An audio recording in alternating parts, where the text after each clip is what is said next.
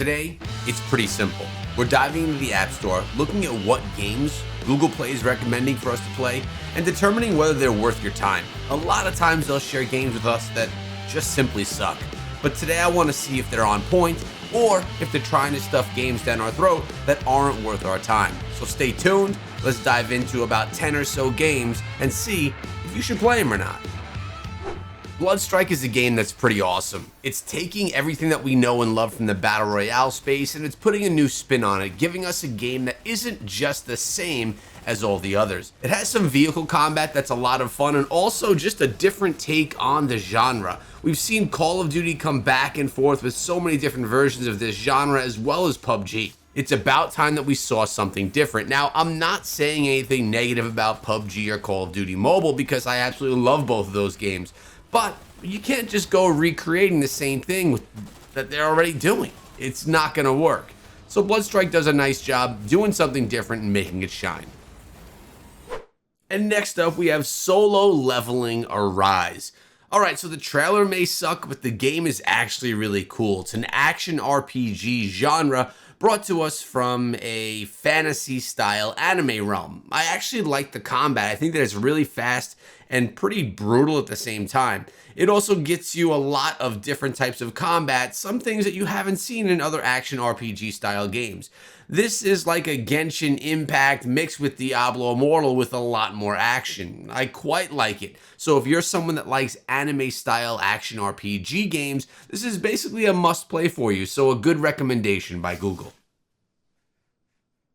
And Royale doesn't suck either. If you grew up in the 80s or 90s, you knew a lot of the characters that you're going to see inside of this game. And this game is a Battle Royale style beat 'em up game where you pick up different weapons along the way and then fight it out with other people that drop in. And clearly this title has a lot of comedy along with it. I mean, you got the bros fighting it out, and this is really for a nostalgia play for people that want to live back in the olden days. With that being said, it's definitely a fun game and worth your time. Now, this isn't a palm sweaty style Battle Royale game, but it's definitely something fun that'll kill some time and really make you chuckle as you play. Squad Busters is the newest game from Supercell, and it's got a 3.1 rating, which I actually don't understand. I've been playing this game myself more than I'd like to admit because it has that addictability to it. I actually quite like the game, and I will be putting a video out, being my next video on this channel, featuring this title. I think it's a lot of fun, and I do believe that this is going to be the next big Supercell game and one that's very popular by players and on YouTube.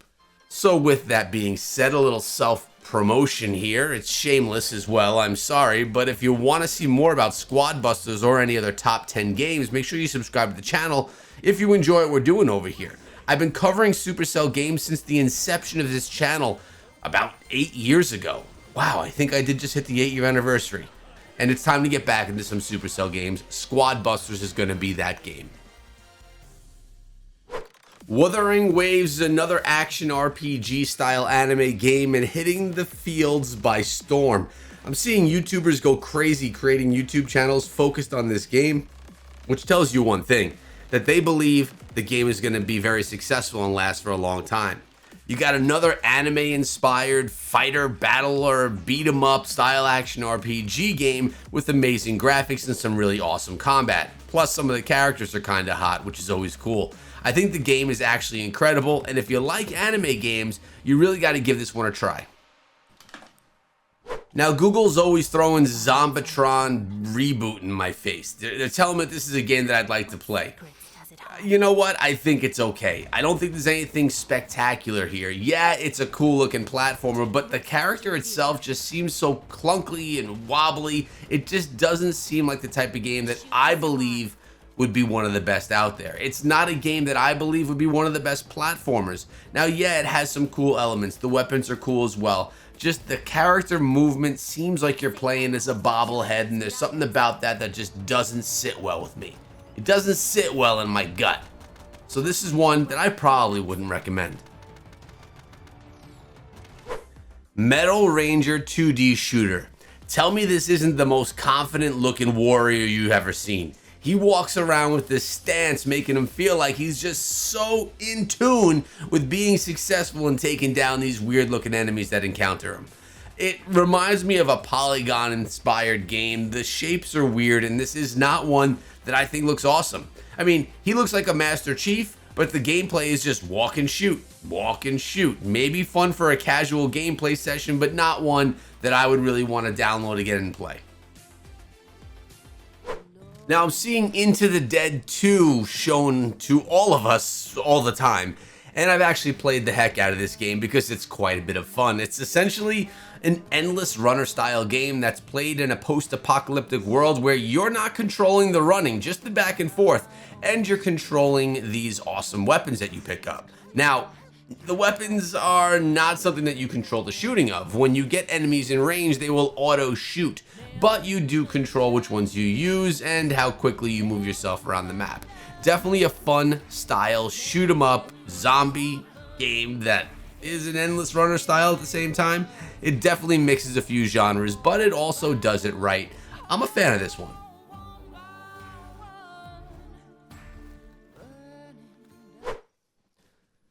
Devil May Cry Peak of Combat. Now, this game got a lot of hate when it came out because, of course, it has pay-to-win elements. The thing's a mobile game, all right? That's what we have to expect in this space at this point in time. We can't sit back and just get upset when a game is pay-to-win. They're free, they're mobile, we're gonna have to pay to play, all right? That's just how it's gonna be. When you set that aside, as you have to with many of these titles, you'll notice that the combat inside of this game is stellar, the characters are awesome, the graphics are great, and it brings you back to the olden days.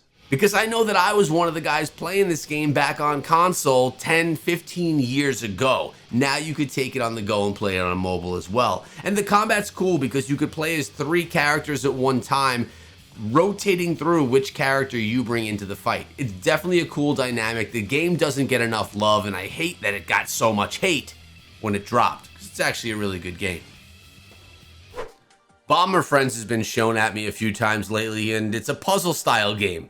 So for me, it's a no-go. I don't like puzzle-style games. I don't really want to play them. But when you're looking at something as a fan of the genre, maybe this would be something you'd like. If you're a puzzle fan, sure, you can give this one a shot. If you're not, this is definitely something that you could just dump and move on to the next. Shadowgun Legends is one of the oldest and best shooters on mobile. I mean, if you dig deep enough into this YouTube channel, you'll find a series that I created focusing on Shadowgun Legends. I literally at one point in time wanted to make this channel geared around this game. It's that good. It's got PvE and PvP. It's got cool mechanics to build out your loadouts. It's just a great shooter that you should definitely still try today.